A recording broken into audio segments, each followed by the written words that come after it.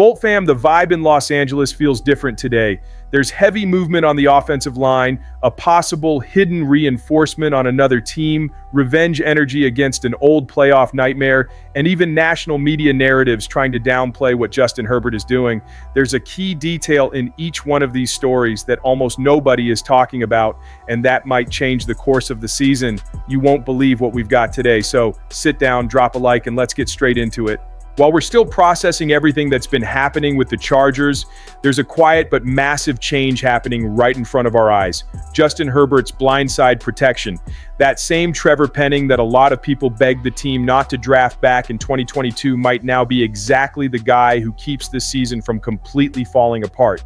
The Chargers sent a future 6th-round pick for him in a move many fans called desperation, but when you look at the context, it feels much more like a smart last resort.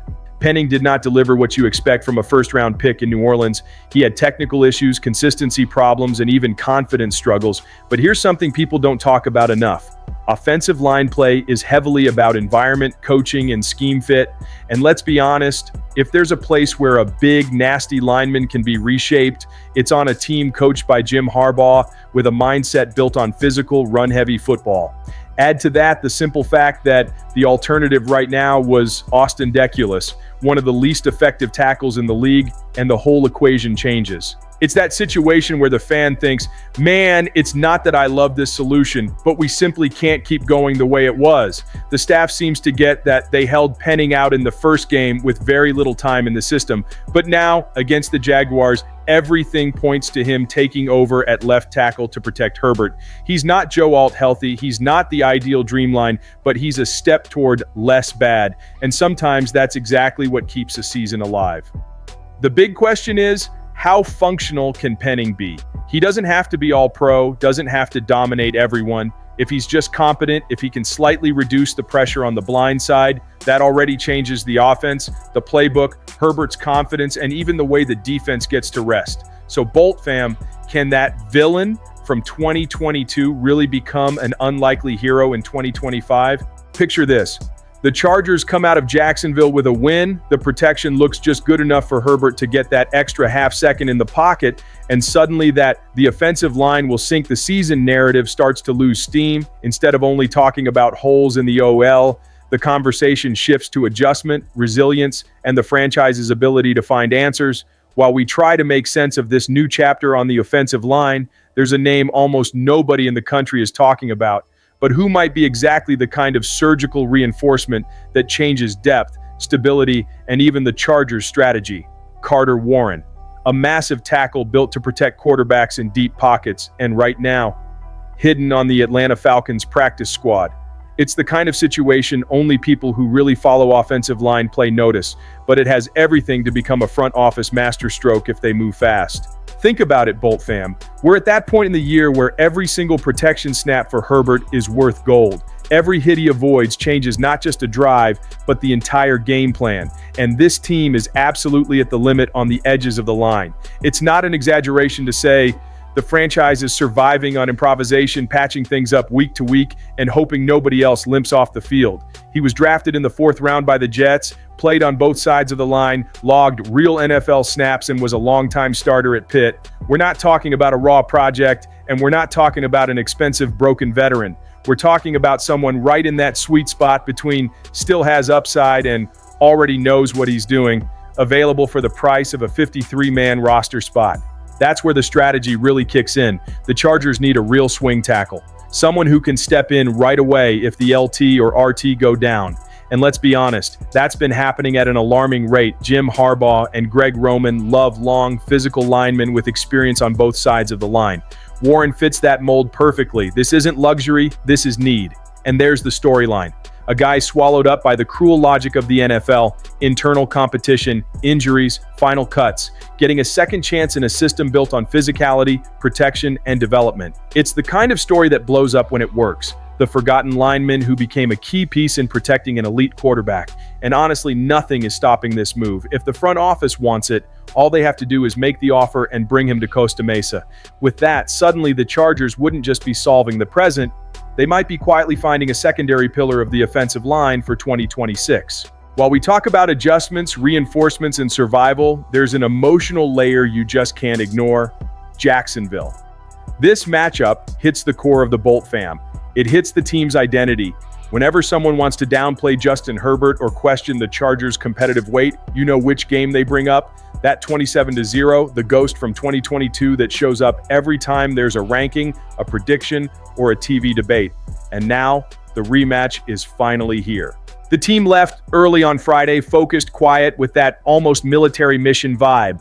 On the other side, the Jaguars decided to clown around. They posted trolling on social media, replayed that game, poked at the open wound. It's the kind of move that can trigger two very different reactions. Either it rattles you or it wakes something up. Judging by the press conferences, it woke something up. Each player, though, reacted in a different way. Justin Herbert was cold, professional, almost robotic. No extra emotion, no revenge speech, just that leave it to me look. Derwin James, same thing, locked into the Sunday plan, not taking the bait. Then there's Khalil Mack. He's the one who dropped that little side smirk, that mysterious line that gives fans goosebumps. I've got something saved for this game. He didn't say what. He didn't explain. He just let it hang there. And you know when a guy like Mack says that, it's not empty talk. There's something planned, something personal, something he wants to settle on that field. You simply cannot ignore the weight of this game. It's not just another AFC matchup. It's one of those moments that can redefine narrative, respect, and even internal belief. If the Chargers win in Jacksonville, the ghost disappears. Gone. Nobody's going to keep bringing up 27-0. Nobody's going to use that cheap argument to minimize Herbert anymore. And on top of all that, this game has direct playoff implications for both teams. There's another twist. The Jaguars show up wounded too. They just blew a huge lead to the Texans. They're getting hammered by critics, and head coach Liam Cohen said the intensity level in practice jumped 3 gears. That means speed, contact, aggression. On the other side, the Chargers show up with purpose and a clear mission. They know that winning this game means a lot more than just 7 extra points on the standings. As all of this piles up, reinforcements, revenge, emotional tension, there's an uncomfortable truth that nobody in the national media wants to admit. Justin Herbert is playing ridiculous MVP-level football with a completely wrecked offensive line that doesn't fit the lazy narrative a lot of analysts keep pushing. So when the guy wins games, puts up big numbers, and keeps the Chargers right in the middle of the playoff race, even with 20 different OL combinations in 11 weeks, what does the media do? They twist the whole argument the other way. The season started like a movie. Herbert beating Patrick Mahomes in Brazil, opening 3-0 against division rivals, showing command and precision that made the football world pay attention. Then the injuries hit. Worst case scenario, Rashawn Slater and Joe Alt out for the year, a starting tackle duo plenty of people were calling the best in the league. Then Mekhi Becton, the big physical bet on the inside, turning into a constant in and out. And even with all that, the offense kept functioning. For some people in the media, that became fuel for a bizarre take. If Herbert is playing well, then the offensive line must be fine. As if he weren't literally dodging constant pressure, changing protections in the huddle, speeding up his release, improvising and leading drives with a unit that should have fallen apart by now. Pat McAfee even joked on air that some analysts are living on another planet. That's exactly what the Bolt fam feels. While a lot of people try to minimize what's happening, anyone really watching knows the truth. Herbert is carrying this team on his back. He's turning limitations into opportunities. He's showing why Harbaugh believed in him so much, why the scheme was built to maximize every read, every deep shot, every scramble when the pocket collapses. There's another crucial piece. This team is 7-3, with everything going wrong up front, with patches week after week, with emergency fixes and improvisation that would have blown up an offense almost anywhere else. That says a lot about leadership, resilience, and about a quarterback who simply refuses to let the season slip away.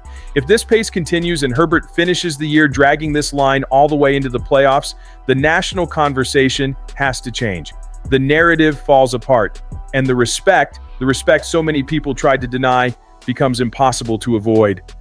So, Bolt fam, after a day packed with tension, hope, and crucial adjustments, the truth is that every single piece matters more than ever.